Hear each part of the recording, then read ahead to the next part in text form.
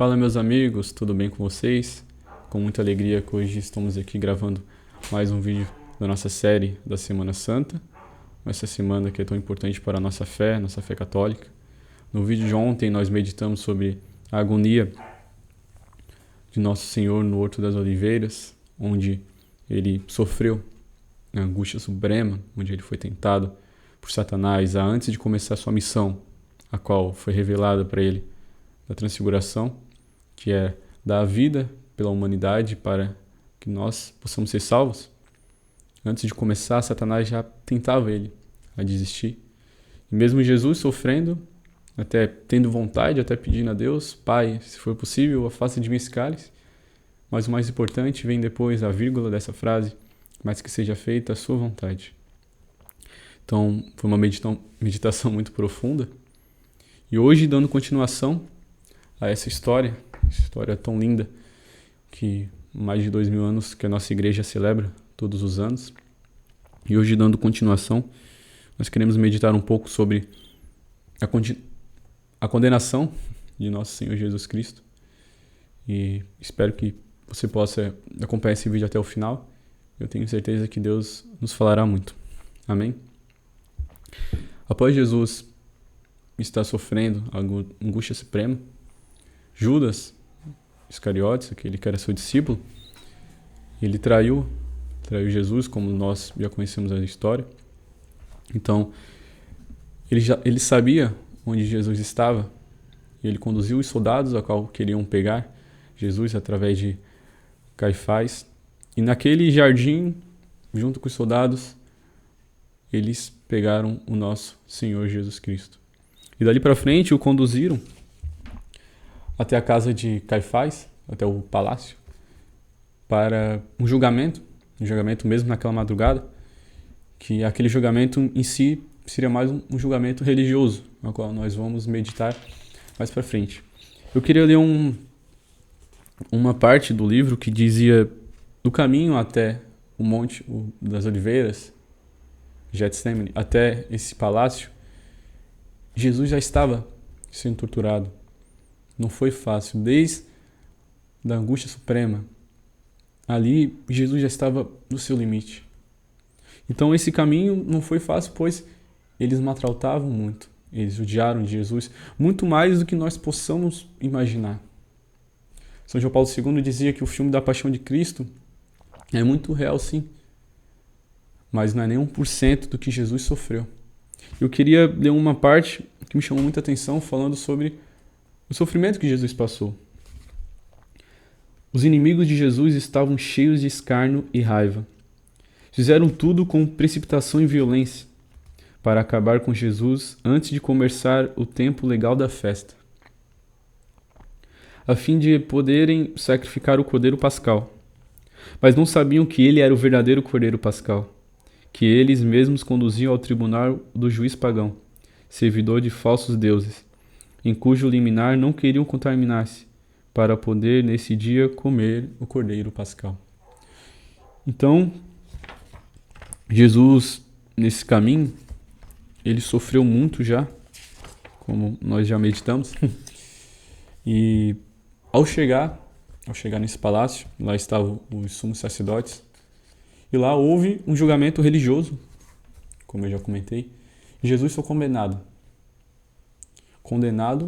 por blasfêmia, como já dizemos, julgamento religioso. Mas por que ele foi condenado?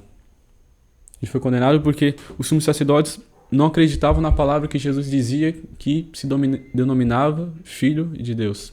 Jesus dizia: eu sou o Messias, eu sou o Filho do Homem.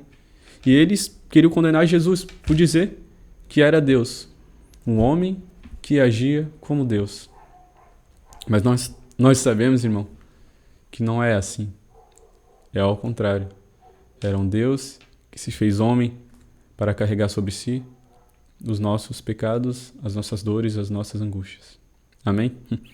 Então, naquela noite, Jesus foi condenado por blasfêmia no primeiro julgamento religioso, mas aquilo não era o suficiente para que ele fosse condenado à morte, que é o que eles queriam a morte de Jesus. Então, no dia seguinte, eles levam Jesus a Pilatos, aqueles que tinham poder, para que conseguissem, através da manipulação em massa, a morte, a condenação de Jesus. Só que isso não era o suficiente. O julgamento religioso, a condenação por Jesus por blasfêmia não era o suficiente para levar ele à morte. Então aí eles criaram uma grande mentira. Eles entraram na parte da política. Então, Jesus foi condenado segundo pelo julgamento político. Ou seja, o que eles fizeram? Eles criaram a imagem de Jesus como revolucionário, como uma pessoa que conduzia as pessoas ao contrário do governo, a não pagar impostos a César.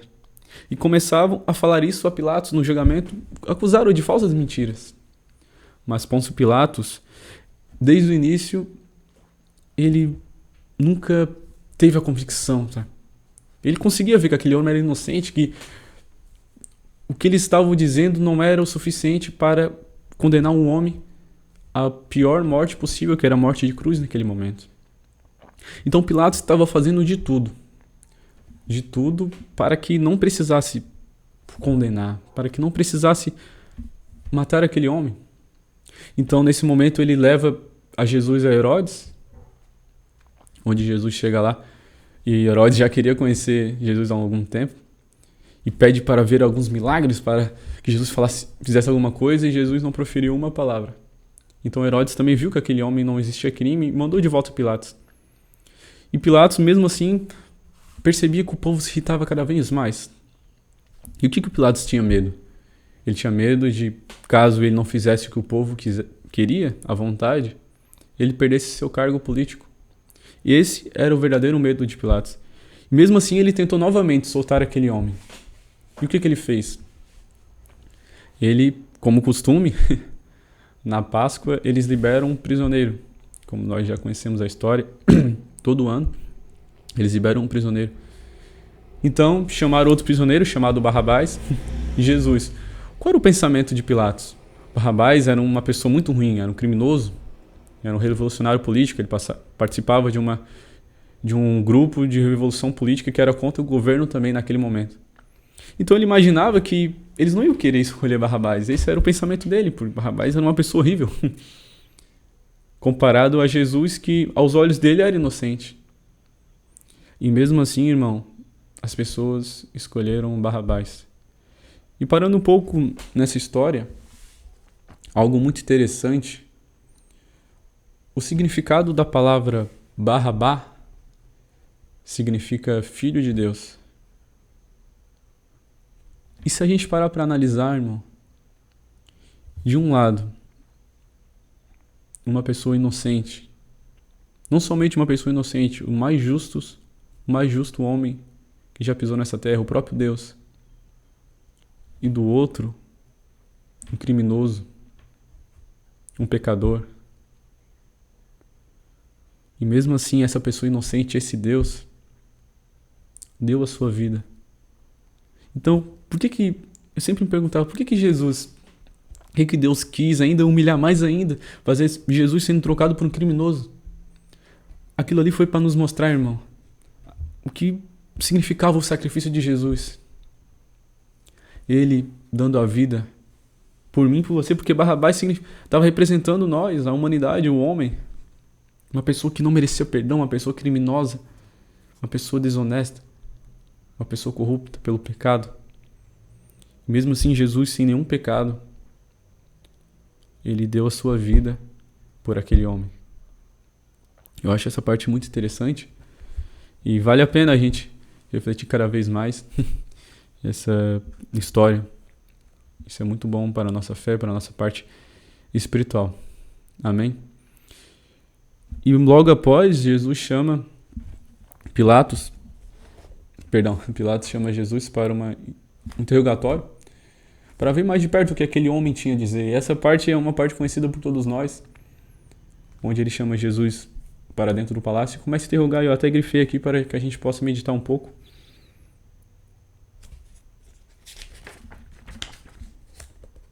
Pilatos olhou para Jesus com assombro e disse-lhe: És então o rei dos judeus? Jesus respondeu: Dizes isto de ti mesmo, ou foram outros que te disseram de mim? Pilatos, indignado de ver Jesus julgá-lo tão tolo, que fosse espontaneamente perguntar a um homem tão pobre e miserável se era rei, disse em tom desdenhoso. Por acaso sou judeu, para me interessar por tais misérias? Teu povo e seus sacerdotes entregam-te a mim, para condenar-te como réu de crime capital. Dize-me, pois, o que fizeste? Respondeu-lhe Jesus em tom solene: O meu reino não é deste mundo. Se o meu reino fosse deste mundo, eu teria servidores que combateriam por mim, para não me deixar cair nas mãos dos judeus.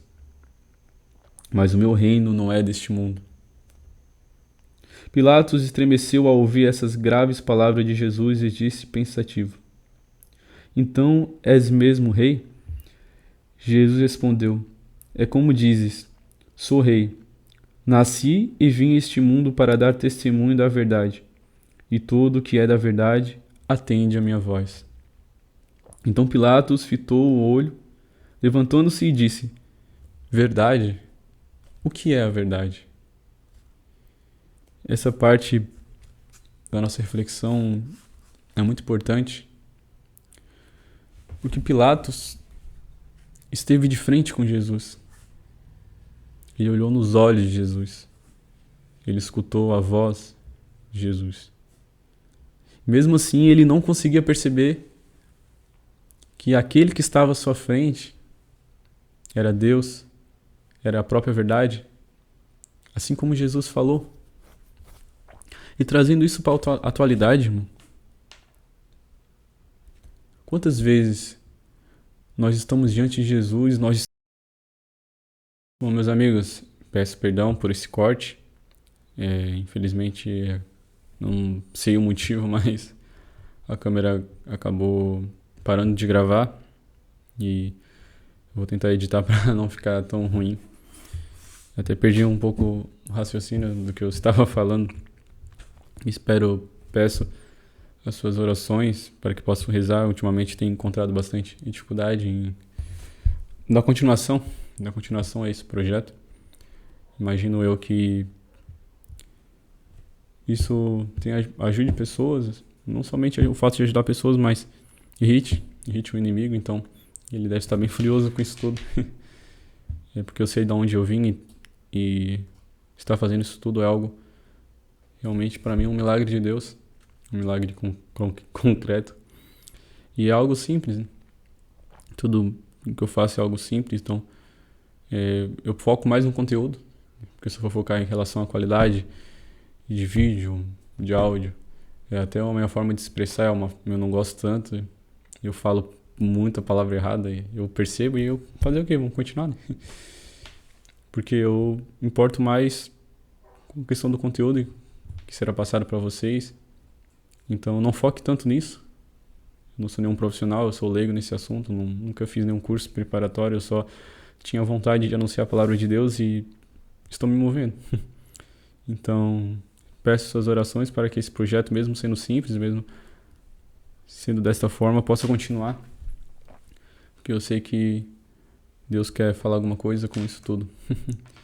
Estavam meditando sobre Pilatos, que estava na frente de Jesus, e ele não conseguiu reconhecer. Eu estava meditando sobre a atualidade.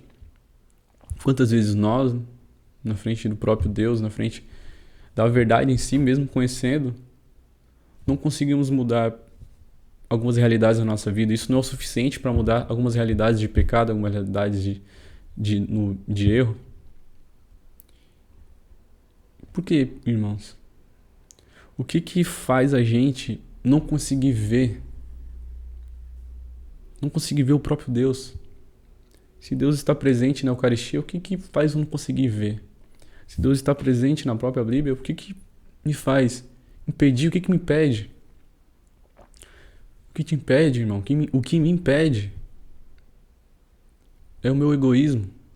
É o preenchimento de mim mesmo, pois existe um lugar no meu coração que é somente de Deus. É o centro, é somente dele. E quando eu tiro Deus e coloco as minhas vontades, o meu querer, eu acabo me impedindo de ver a verdade da mesma forma que Pilatos. Pilatos, ele estava botando ele na frente da fé dele, na frente da eternidade, da alma. Ele colocou seu cargo político, ele colocou como ele seria visto diante dos homens. na frente de como ele vai ser visto diante de Deus. E dessa forma ele não conseguiu enxergar o próprio Deus. Então é isso que nos impede, irmão. É isso que nos impede. Eu, cheio de si, queria olhar somente para mim, não para um próximo, o Deus que está no próximo. Isso vai me impedir cada vez mais, vai esfriando cada vez mais o coração, essa tibieza espiritual. Então é muito importante a gente refletir, pois essa tibieza fez Jesus ser condenado injustamente. Não foi somente na vida de Pilatos, irmão. Se você continuar assim, você também condenará Jesus na sua vida. É questão de tempo até você largar sua fé e condenar Jesus na sua vida. E como você vai fazer isso? Através do seu testemunho. Testemunho de vida. Pois muitas pessoas olham para você e somente ao fato de olhar para você lembram de Jesus, pois você é uma pessoa que vive na igreja, você é uma pessoa que dá testemunho. E se você abandonar isso, não é somente o seu nome que vai para a lama. É o nome da Santa Igreja, é o nome do próprio Cristo que morreu na cruz por você. Então é muito importante que você se mantenha firme. Talvez esteja pessoas que estejam quase se convertendo por sua causa. Isso faltava pouco. Mas infelizmente você caiu. Infelizmente você abandonou a fé. Estou falando isso para aquelas pessoas que desistiram. Volta. E para aquelas pessoas que estão pensando em desistir, fique. Sabe, irmão? Isso é muito importante. Não seja como Pilatos. Ao ponto de estar na frente de Jesus e não reconhecer.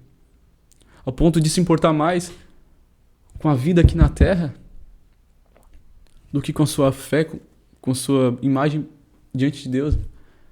A eternidade é uma certeza. Isso é fato. Você crendo em Deus ou não, a eternidade é uma certeza. A única coisa que vai mudar é o endereço. No brasileiro, se você vai subir ou se vai descer.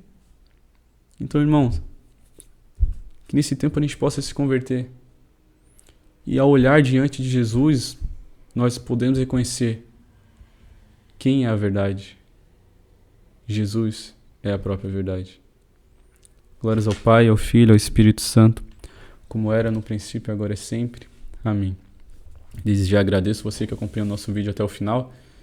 Que Deus possa te abençoar, nos abençoar mais esse dia, que possamos permanecer firmes e que Jesus possa nos dar a visão espiritual, a graça, para que a gente enxergue Ele nas pequenas coisas do nosso dia. Amém? Deus abençoe.